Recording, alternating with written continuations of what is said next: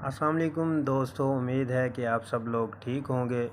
دوستو، آج میں آپ کے لیے نئی ویڈیو لے کر آیا ہوں جس میں بہت سے لوگوں نے سوال کیے کہ جریان کیا ہوتا ہے، اور اکثر نوجوانوں کو یہ پتہ ہی نہیں کہ جریان کسے کہتے ہیں۔ دوستو، جریان پیشاب کے بعد یا پہلے منی کے قطروں کے آنے کو جریان کہتے ہیں۔ جب یہ نکلتے ہیں تو انسان کمزور ہو جاتا ہے، اندرونی طور پر بہت کھوکھلا ہو جاتا ہے، تو ہڈیوں سے آوازوں کا آنا، جسے ہم بولتے ہیں کریکٹ ساؤنڈ، جوڑوں میں درد رہنا، کمر میں درد رہنا۔ اکثر پیشنٹ آ کے کہتے ہیں ہمیں ہڈیوں میں درد ہے، کمر میں درد ہے، ریڑھ کی ہڈی میں درد ہے، تو سستی رہنا، اور اس کے علاوہ اس کو کچھ سمجھ نہیں آ رہی ہوتی کہ اس کے ساتھ کیا ہو رہا ہے، دماغی طور پہ بہت زیادہ اپسیٹ ہوتا ہے۔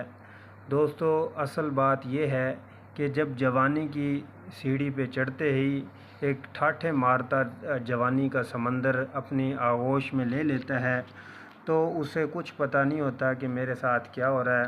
اکثر نوجوان نسل جھلک کا اور مشت زنی کا شکار ہو جاتے ہیں، جسے ہینڈ پریکٹس کرنا شروع کر دیتے ہیں، غلط کاریوں میں آ جاتے ہیں، تو اس طرح اپنی مادہ حیات کو ضائع کرتے رہتے ہیں، اور ایک بہت زیادہ مقدار ضائع کر چکے ہوتے ہیں۔ جب ان کو پتہ چلتا ہے کہ ہم غلط کر رہے ہیں تو کافی زیادہ مادہ حیات کو ضائع کر چکے ہوتے ہیں۔ ان کی آنکھیں بے نور، چہرہ بے نور ہوتا ہے، یعنی چہرے پر کوئی خوشگواری کی علامات نہیں ہوتی، سستی میں رہتے ہیں، اور مینٹلی طور پہ، دماغی طور پہ بہت زیادہ تناؤ کا شکار ہوتے ہیں۔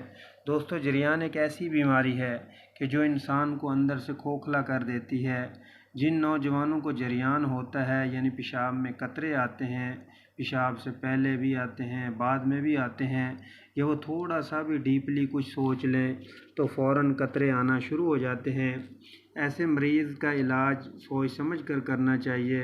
کافی جو ہماری نوجوان نسل ہے وہ گھریلو جو ٹوٹکے ہیں وہ کرتے رہتے ہیں، اس کے بعد وہ بیماری کا ایک کافی عرصہ گزر چکا ہوتا ہے، جس کی وجہ سے وہ کنٹرول نہیں ہو پا رہی ہوتی۔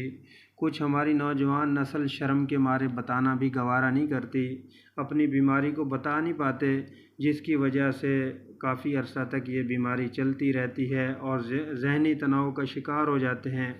اور کچھ لوگوں کو قبض کی وجہ سے بھی قطرے آتے ہیں، جس کی وجہ سے واش روم جب جاتے ہیں، واش روم جا کر زور لگاتے ہیں تو پھر قطرے آنا شروع ہو جاتے ہیں، تو اس کی وجہ سے بھی مثانہ کمزور ہو جاتا ہے۔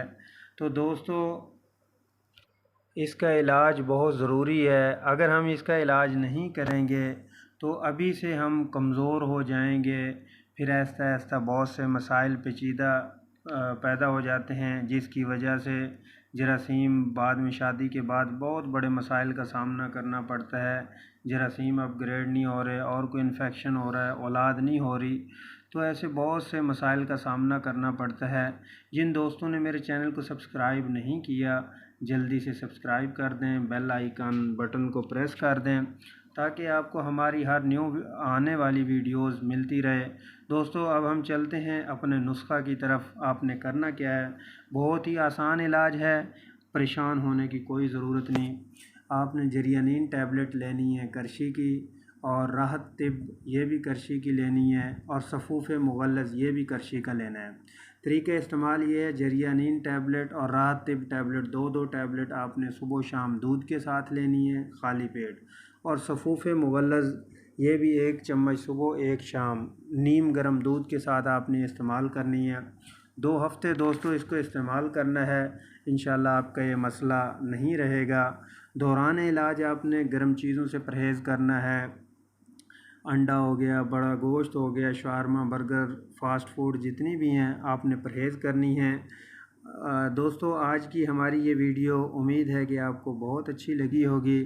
لائک اور شیئر ضرور کیجئے گا، تاکہ جو لوگ اپنی بیماری کا علاج نہیں کر سکتے، یہ شرم کے مارے نہیں بتا سکتے، دوستو وہ اس ویڈیو کو سن کر یہ میڈیسن استعمال کر سکیں، اور اپنی زندگی سے مایوسی کو دور کر سکیں، اور اپنی خوشگوار زندگی گزار سکیں۔